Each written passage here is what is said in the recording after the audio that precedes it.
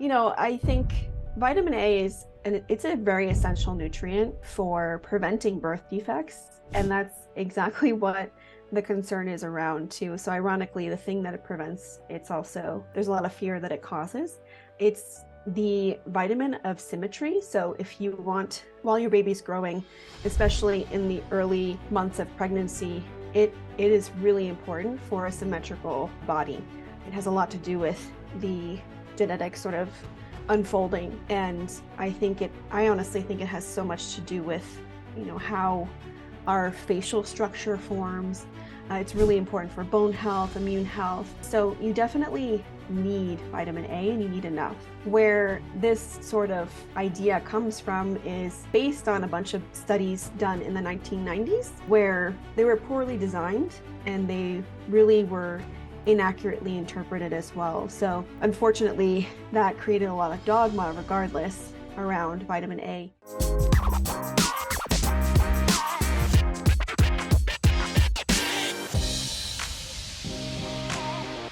I'm Kitty Bloomfield, co-founder of New Strength and Saturée, creator of pro-metabolic food supplements and seriously saturated skincare. And today we've got our gorgeous friend, Loren. I like to call her Loren Dela Cruz because I just think she's got the most amazing name. She's been on the podcast heaps. So go back and listen to her episode. She's got a great course called Conscious Conception, which I actually have, and it is brilliant. And she was just telling me about some of the incredible results and testimonials she has from women who've done her program, who've struggled to fall pregnant, gone through lots of fertility treatments, and are now pregnant, which is just so amazing for them.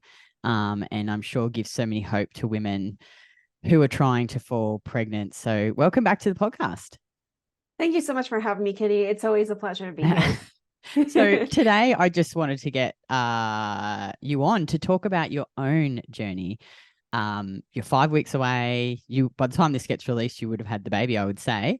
And just, talk about your journey and some of the things you've been doing, eating, how you've been training. Because I think there's a lot of misconceptions out there around what you can and can't do when you're pregnant. But, as we always say, consult with your doctor. We're not doctors. So, but, I just think there's things like, women are scared to eat liver.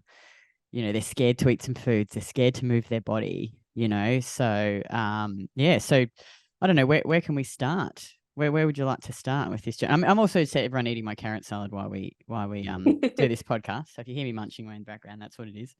That's the best multitasking you possibly do. Approved. Well, it depends. Do you want to talk about before I got pregnant, or do you just want to dive into pregnancy in general? Whatever you want. Okay. What do you think would be helpful? Yeah, well, for those that are not familiar, I'm Loren Sophia. So thanks for the introduction, Kitty. I basically help women get pregnant. And it's a wide range of women. So women that really, they know how important pregnancy prep is, but they don't know where to start. Maybe women that want to do something different with their second pregnancy or third pregnancy compared to their first or second. Maybe it didn't go the way that they wanted it to. Women that are struggling with their fertility, women that are just overwhelmed because there's so much contradictory advice out there. And there's also really a lot of like overly generalized advice. It's like, yeah, sure, you can do this XYZ, but a lot of women still need extra help in terms of like supporting what they're going through and their specific issues versus like the general advice out there. So I help women with that. And I've relaunched my course back in August, and it's just been an amazing journey and an honor to support so many women growing their families. So my own pregnancy journey. So I guess I can share a little bit about my own fertility journey. And, I'm somebody that has gone through amenorrhea, anovulation, luteal phase defects, hypothyroidism, parasites, candida, so many things. And I really worked on that prior to getting pregnant. It was over a time frame. I didn't experience all of these things at once. I also had an autoimmune disease that really just flared up and I was dealing with all these things at different points in time, pre-diabetes as well. And, I really knew that I wanted to grow my family at some point in the future. And I wanted to basically put my best foot forward, because we do imprint our health on our children. So a really big focus of mine was just making sure that I was putting forth the best version of myself, not necessarily what somebody else thinks you should be doing, because again, it's overly generalized out there. But if you're able to kind of figure out what you need to do to make yourself the best version, that's really what it's all about, and what I did for myself as well. So I prepared over some time, and I was able to conceive on the first try with my husband, which was really such a blessing. And, we were so grateful. And ever since then, I've had a really smooth pregnancy. I, as you were saying, Kitty, there's a lot of misconceptions that I think I'd be happy to break down, because I've been doing a lot of the unconventional things. And one of those things is eating all the sushi, raw dairy, liver, raw egg yolks. What else? Deli meat. I've eaten it all except for raw shellfish. I should say I did have some. My husband and I did a baby moon in Mexico, and I did have ceviche there, but they cook the ceviche with lime juice. It's not to a high degree temperature, but I guess you could count that as maybe raw shellfish. But I feel completely comfortable. I have felt and feel completely comfortable with my food choices. And yeah, so that's just one example, but we can delve deeper too if you like. Yeah, no, I think probably I find one of the most common questions I get from women is, my doctor has told me that I shouldn't eat liver because of the vitamin A and toxicity. Can you talk more about that? Yeah, absolutely. And it's a question I get often, like very often. So, I think vitamin A it's a very essential nutrient for preventing birth defects. And that's exactly what the concern is around too. So ironically, the thing that it prevents, it's also, there's a lot of fear that it causes. It's the vitamin of symmetry. So if you want, while your baby's growing, especially in the early months of pregnancy, it is really important for a symmetrical body. It has a lot to do with the genetic sort of unfolding. And I honestly think it has so much to do with, how our facial structure forms. It's really important for bone health, immune health. So you definitely need vitamin A, and you need enough. Where this sort of idea comes from is based on a bunch of studies done in the 1990s, where they were poorly designed and they really were inaccurately interpreted as well. So unfortunately, that created a lot of dogma regardless around vitamin A. And what happened was, these studies, they measured the vitamin A intake of pregnant women and correlated those to birth defects. But what they didn't do was differentiate between synthetic vitamin A sources and natural vitamin A sources. And it's pretty apparent that vitamin A, synthetic vitamin A can cause birth defects. This is why, if you aren't familiar with the medication called Accutane, that's a synthetic vitamin A, basically an incredibly high dose of synthetic vitamin A. And they actually require you to be on the birth control pill while you're taking that, because of the really horrible birth defects that it can cause. So that's just one example. But, I think synthetic vitamin A, definitely at high doses it can. But there's also, there's no literature that points to natural sources of vitamin A causing birth defects. In fact, it prevents birth defects, and it can be taken at quite high amounts. I think the upper limit here in the United States is 10,000 IU per day. Wow. But there are studies that have been done with natural vitamin A upwards of 100,000 and 200,000 IU, and with, no negative impacts. So I think it really, I think there's a lot of dogma around the misinterpretation of these studies. Of course, if you are somebody that is taking synthetic vitamin A, which is a whole other conversation, a lot of prenatals have it, a lot of supplements may have it. Here in the United States, a lot of foods are fortified with synthetic vitamin A, especially the dairy, because they remove the fat, and then they need to, fortify that with the fat soluble vitamins that were removed, like vitamin A and D. So that's you would be getting sources from these. You have to be cognizant of, if you do decide to take, if you do decide to be sort of more liberal with your vitamin A intake, I would just be cognizant of the fortified foods that you're getting, because even if you are eating natural foods like dairy per se, you could be getting synthetic vitamin A depending on how much you're getting. Again, the upper thresholds are pretty high anyway, but if you are somebody that's sort of risk averse, that's something to keep in mind. But that's kind of where it comes from. And again, the natural sources, there's no reason to avoid them. And they haven't been shown to cause birth defects. And I think a lot of it has to do with the fact that they also come with their key cofactors and the partners that help the vitamin A work properly in the body. Whereas like if you're eating a food that has been stripped of its nutrients and then refortified with just vitamin A, you're missing those key cofactors that would help it operate optimally. So natural foods really are the way to go. But we love liver, don't we? Yes. And it's honestly, I think I really attribute my liver consumption and my organ meat consumption pre-pregnancy, but also during pregnancy, to my excellent iron levels. I did opt in for some testing. And around the 28-week mark, we just had a little bit of check-in, because that's usually around the time when you start downloading your nutrient stores to baby.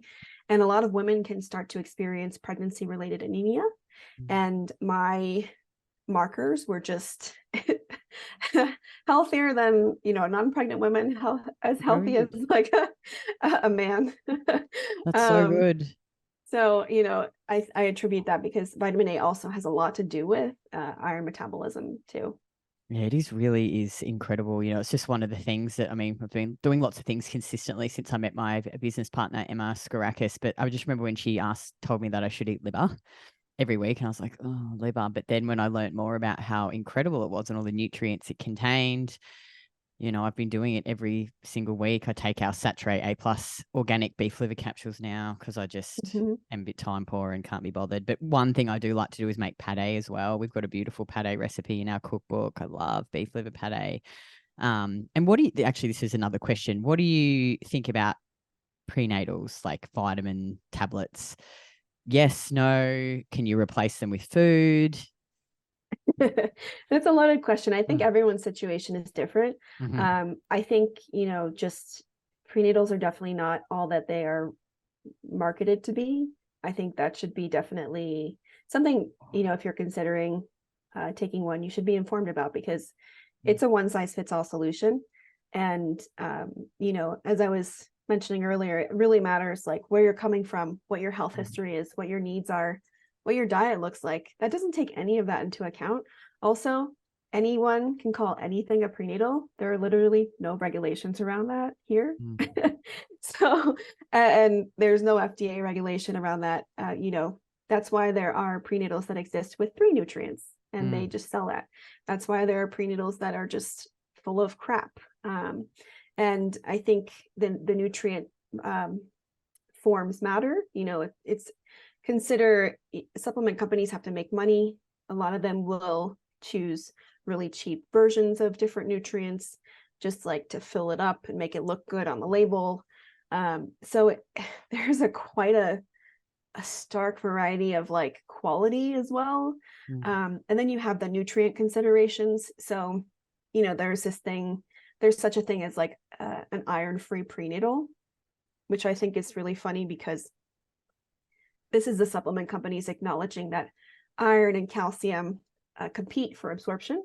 And hopefully this isn't getting too sciencey, but basically, if you take something with both iron and calcium, your body's going to have trouble absorbing both. either one. It might prioritize one or the other, but you're not going to get as much from either one.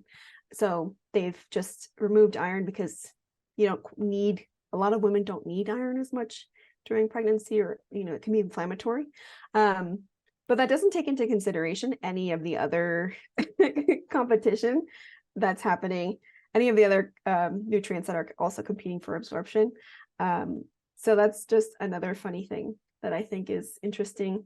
So, I think there is a time and a place for it. I think that there are certainly women that are good candidates, but to just say like, I'm taking a prenatal with no thought to like what you're actually eating, or to like actually think that it will cover all the nutrients that you need for a pregnancy, a healthy pregnancy, it does not cover all the nutrients, even by a mile. So I think that's really important. And it is possible to replace, I believe, because I've helped women do this for years. It is possible to replace prenatals with a diet. It has to be a well-structured diet. It has to be something that you can be consistent with and very intentional with, but it can be done. It can also be done with whole food supplements. And this is something that I teach as well. So for women looking for that real whole food approach, either using real foods or mixing whole food supplements and real foods, or mixing just whole food supplements with each other, it's produced amazing results. And I can't tell you how many students have come back to me saying their placentas looked out of this world. Their amniotic sacs were like bulletproof, and not bulletproof like stiff, but like very thick and healthy. And how deep the color was of the placenta, because that's just a sign of a healthy placenta. And how awesome their recoveries were too, and how good they felt during that pregnancy instead of taking prenatal. So I think it really depends on the person, but it can be done. And I think just being informed, about prenatals in general is really important to choosing one in the right way. You talk quickly about folate. That's another question I get, that they're told to take folate. Yeah. So usually people are told to take folic acid. And this is really common with the prenatals that I've seen coming out of Australia too. I think it starts with an E, I think. I've been sent those a couple of times, more than a couple, but folic acid is, usually people are told to take folic acid. And that's, I got in a lot of heat for this recently because a lot of it takes a long time for basically science and nutrition science to catch up with the literature that's coming out, or like, I should say guidelines, general recommendations, common recommendations. So there are still people that believe folic acid is like the best form of folate you could possibly have. But folic acid, and it's also confusing because a lot of the time it's referred to as folic acid in the literature, regardless of whether or not it's like the natural source or the fake source. But I think what you need to know about folic acid is that it's a synthetic form of folate, and it's a chemical. And that's not to say like synthetic forms of nutrients are all bad, but where this is an issue is that basically half the population has a genetic mutation that makes it really difficult for the body to convert folic acid into folate, which is what needs to happen for you to be able to utilize it properly. And so there's, folic acid can still, if you're familiar with like pregnancy and why folate is so important, is because there's this really big focus around neural tube defects and preventing things like spina bifida. And of course, those are very serious things. And like, absolutely, we should be doing everything we can to prevent that. But what I point out is that folic acid doesn't solve for all the neural tube defects. It can prevent some, but there's still a good third that are folic acid resistant. So why is that? It's not the only nutrient that prevents neural tube defects. There are many others involved, and that deficiencies can cause neural tube defects. It can mask a vitamin B12 deficiency. So if you're deficient in vitamin B12, it'd be really difficult to know that. It can also cause a functional folate deficiency, so an actual deficiency in folate, which is wild. And I've literally seen this happen where this person was taking folic acid at really high doses and was also just majorly deficient in folate. Like, how is that possible if this is supposed to be solving that problem? So, I think that's important to know. It's fortified, at least here in the States, a lot of the green products are fortified with folic acid if they're processed. And I'm sure that in Australia, maybe there's a similar fortification program. I'm not 100% sure, but I think that there's also a really big focus on folic acid. Where, people would benefit the most is eating foods with folate, the actual form that is already in the form that you need to. You don't have to convert it. And, ironically, the food that is highest in folate is liver. Liver, the amazing liver. Yeah, not leafy greens like, we're led to believe. It's actually liver is the highest source of folate. So just another reason to eat liver, honestly. Oh, amazing. And so can you talk about then, what are some of the foods or the foods that you would include in your diet to get the nutrients that your body needs just normally? I think because all the foods that you talk about is the same foods that I eat, that you were eating before your pregnancy. So what are some of these foods? Yeah, my pre-pregnancy diet doesn't look very different from my pregnancy diet. And that's for good reason, because everything you need is, minus like avoiding raw shellfish. Like, I've literally been eating the same. So, and it's a lot of what you mentioned, what you've said. It's a lot of organ meats, a lot of muscle meats as well. Protein is really, really important for fertility and pregnancy. So things like muscle meats from cow, lamb, whatever lamb. floats your boat. Yeah. Pasture raised pig or pork if you can get it. Yeah. I'm lucky enough that I am part of a pig share. Great. And yeah, the pork is so different from what you would see in the store. It's like this deep red, almost like burgundy. It's not the light pink that you would see in, the supermarket. Yeah. I even do pasture raised chicken if I can find it. Eggs? Oh, Yeah. eggs, of course. Obviously, they're not muscle meat, but eggs are amazing too, aren't they? Eggs are another great source of protein. High quality dairy, high quality fish and shellfish. Really, a lot of the foods that I focus on are most of the animal foods and protein based foods, because Gelatin, collagen. Oh yeah, Yeah. yes. Lots of those types. I love making a bone broth, a big batch, like every week and a half or so, and just sipping on that. And just using your bloom gelatin, your best bloom gelatin to make make gummies and things. Yes, or putting it in, like, if I feel like I want extra protein, sometimes I'll throw that in my coffee or something like that. So yum, so good. Fruits. Oh, tons of fruits. Yeah. I love fruits. Some properly prepared grains here and there too.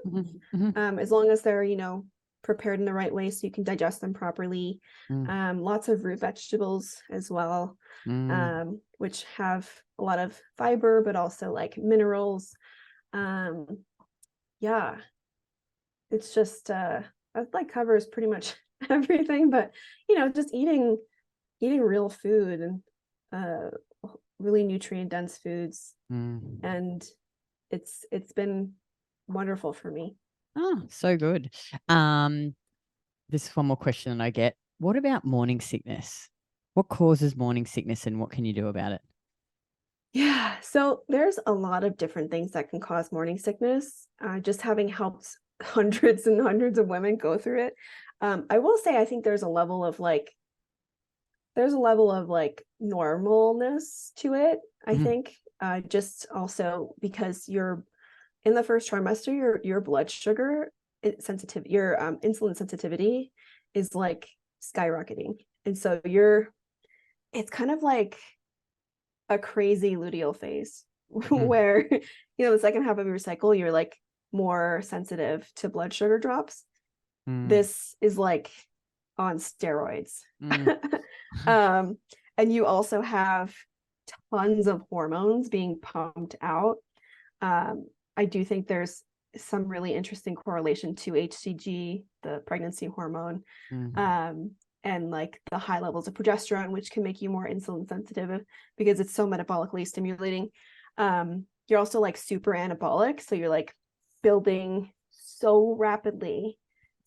It's just the first half of pregnancy is an anabolic state, so you're just building, and you need fuel to support that, which just goes back to like why you're so much more sensitive to blood sugar drops. And your thyroid is like kicked into high gear, which is why thyroid health is so important too for pregnancy. But there's so many different things that could cause it, including gut issues, including, just liver issues as well. Like if your liver wasn't in good shape previously, you're going to have a hard time processing those hormones, and it's going to make you feel nauseous. Other things are like blood sugar imbalances. I think if you're more insulin resistant, you might struggle with morning sickness a little bit more, which is what I've seen as well. What else? I would say the liver connection too, going back to that. If you're more of like an estrogen dominant person, that could potentially be an issue as well. And Dr. AP talks about this too. I'm totally blanking on so many other reasons, but this is where my brain has a finite capacity these days in the evenings. But I would say what works the best though, and what I've seen more consistently is managing that blood sugar and eating small frequent meals like that. As annoying as that sounds, it's like, oh yeah, that's too simple, I want a supplement.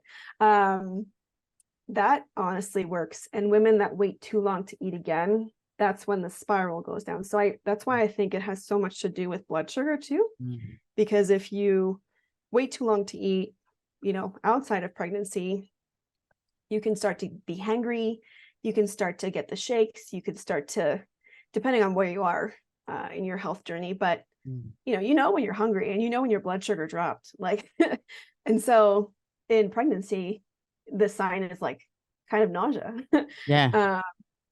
For a lot of women, most women that I've supported. So I think that getting that as a foundation is super important going into pregnancy, but also like if you're dealing with it right now, that will save your life. I can't even imagine what it would be like. That constant. Some women friends I've had have had it. It's been terrible. So poor things. Okay, I think that's all the burning, like some of the most common questions they get. Now, what about training and movement? Talk about that and what you've been doing. And yeah. So I love training. I'm actually, for those that don't know, I'm I don't coach anymore, and I don't do CrossFit quite as much anymore, but I'm a CrossFit coach certified. I'm also a USA weightlifting coach, so Olympic weightlifting. I love powerlifting, very much like Kitty. I tend to use more functional training, so like a lot of kettlebells, a lot of dumbbells, a lot of that stuff. I love metabolic conditioning as well, like doing some HIIT. That might surprise you, Kitty. I also like moderate intensity cardio. So, I loved, this was one of the most fun things over the summer, running with my dogs, just like for 15 minutes outside. And they loved it. I loved watching them. I loved it because they loved it. But it's just really fun. I walk a ton. But yeah, I mix all of these things, a lot of mobility too, but primarily strength training. That's what my routine focused on, because muscle is so important, especially as you go into pregnancy. All the hormones that you are pumping out, including this one called relaxin, which is basically to help all the ligaments relax so that your body can accommodate and shape and shift to accommodate the baby. It puts a lot more stress because those ligaments aren't able to support. It'll put a lot more stress on the bones themselves, unless your muscles are able to carry over that transfer. So strength training is really, really important. not only metabolically for fertility, but also pregnancy. And so that's something that I've continued to do, still do now. I did a total body workout yesterday with my husband, which was really fun. Oh, nice. And yeah. And I think there's a lot of misconceptions, I think if you're struggling with fertility, it can feel scary to work out because you're like, oh, I don't want this to diminish my, chances of conceiving. But I think also you have to think about the mental health benefits, the metabolic benefits, and it can also help with lowering stress too. The right dosage, of course. I'm not saying go do Orange Theory. I'm not sure if you run a know. marathon. Yeah, Do they have Orange I think Theory just don't in go to Australia? extremes. Yeah, no extremes. And choose the type of movement you're doing wisely, but that you don't have to stop moving if you're dealing with fertility issues. I think moving is going to be really important. So I think that there's a misconception there. And then in pregnancy, it's like the misconception is, oh, you can't lift heavy. You can't, you have to stop doing like weight training. You have to stop doing running. You have to stop doing all these things. And that's simply not true. The more that you can work out and the longer that you can continue to work out, the better results it's shown in the literature. But also even my students, like they've been able to work out until like right before they deliver, and they've had really fast recoveries. I think it really helps with the postpartum recovery period too. And so I think there's definitely, for like the way I've been trained to coach pregnant women, there's a little bit erring on the side of caution in terms of like heart rate. But if you talk to any of like the more cutting edge leading physical therapists and trainers, there's this sort of shift happening here in the United States where, they're kind of like trusting the woman's intuition again. And they're saying like, if the woman can do this, like the heart rate thing doesn't really matter. If the woman feels good doing this and she can do this, like she should be able to do this and continue as long as she wants to, within reason. Like don't go again, run a marathon. It's not the time to take up a new skill or take up a new hobby or, do a race. But like, if you like weight training and you want to continue it in your pregnancy, like there's no reason you can't. And so I've been able to do that confidently. And I was able to run just until a couple weeks ago, when my belly just now it's like too big. It's like a walk a waddle jog, yeah, like a walk jog. that's hilarious. I love it. Yeah. But you have to adjust too and listen to your body. I'm not saying ignore that either, but and I've had to like shorten my range of motion for deadlifts because my belly's in the way. And I'm not going to do anything on my back for too long. Definitely the ab stuff is different for sure during pregnancy. That, trying to prevent diastasis recti, that definitely matters. I would say so. I think that's probably the biggest shift that I did is adjusting my ab routine. You can't really do like crunches or planks get harder, mountain climbers, those kinds of things. But adjusting for that, for like the structural stuff going on, you have to widen your legs when you squat, widen your stance when you deadlift. But honestly, there's a lot of misconceptions, and I think there's a lot of benefits to working out before pregnancy and during pregnancy on the epigenetic side as well. It can help reduce pain during pregnancy. It can help reduce the risk of cesarean section, but also it helps with the baby's health as well. It has long-term effects on their health, positive long-term effects on their health once they're out of your womb. So there's so many reasons to keep moving during pregnancy. So good. Yeah, I know. It's interesting. Like we've had women in our program fall pregnant and then train. Obviously, we modify their programs as they get more pregnant. But yeah, they've loved it. And they've had the baby, and then the recovery's been quicker. And Yeah, it's awesome. I think that a lot of women are just scared. They're scared, I think. Yeah, there's also a lot going on. I do want to sympathize with the woman that's like sick as a dog Oh, and yeah. like The morning sickness, they're probably like the last thing I feel like doing is working out. yeah, Yeah. sick as a dog, maybe like Yeah. super tired, incredibly fatigued, like just can't, like, take what you can get. Don't Yeah. be hard on yourself. But Yeah. if you're for the woman that's like just not doing because she's scared, Yeah. maybe that's time to, reflect on that. Yeah. Oh, that's awesome. Is there anything else that you specifically wanted to cover that I haven't asked you? They're probably the main burning questions that I get from women. Probably I think a really under under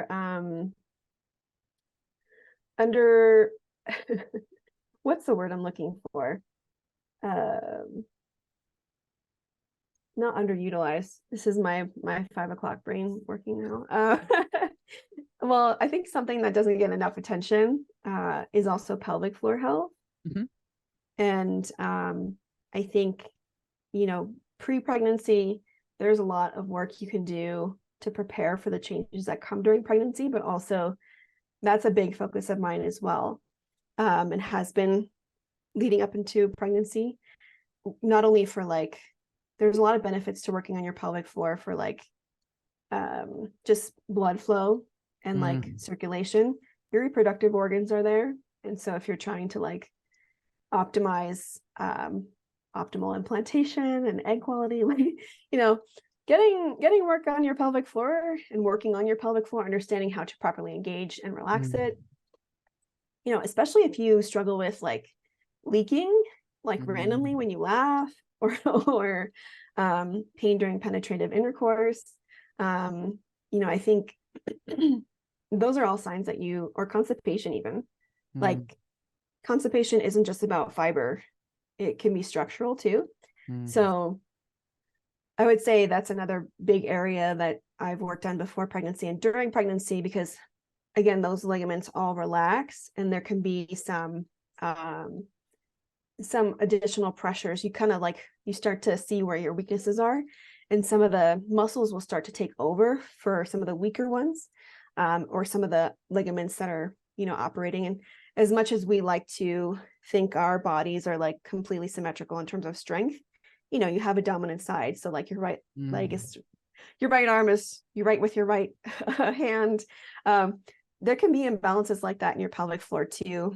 And that's important as well, because it can lead to lower back pain, constipation, leaking during pregnancy, but also tearing during delivery. And if you're worried about tearing, there's a really big reason to work on your pelvic floor. If there's an imbalance, not necessarily weakness or tightness, or weakness or being too strong, but an imbalance, as the baby's coming out, there will be some tugging in places. It won't be able to relax properly. So I think that, working on your pelvic floor, starting before and during, it's never too late, is really important too. And you can incorporate that with your training. And that's something I teach as well. Just how to properly breathe, but also how to relax, and how to, if you're somebody that, has suffered with prolapse before, that might be a sign, to also balance, but also strengthen too. And so how to strengthen as well. So I think that's a really big part of, I would say, a well-rounded pregnancy prep plan. So good. Oh, well, thank you so much for coming on. I'm so excited to see whether you're having a baby girl or a baby boy. And yeah, by the time this podcast comes out, you would have had the baby. So I think we should probably get you on like post, give you some time obviously to, but maybe once you've had the baby and recovered and, Yeah, I will be documenting my, I don't have any signs of diastasis recti, but I'm trained to give assessments on that, and I'll be really curious. I'll be giving myself a diastasis assessment and maybe sharing more about what I'm doing, if that's a problem. But also pelvic floor healing postpartum. Yeah, we don't know the sex of the baby, so we'll see. It's exciting. And, yeah. It's very Awesome. exciting. Well, I will, everyone, pop links to Loren's Instagram below, her course. It's amazing. I've got it. Follow her. She's great. She releases loads of great content. And as always, take a screenshot of the episode and share your biggest takeaways on Instagram stories and tag me at KITTYBLOMFIELD. And each month I pick a winner and they get a tub of Saturée Premium Collagen valued at $79. Thanks so much for coming on. Thanks for having me, Kitty. And I'll see everyone next week.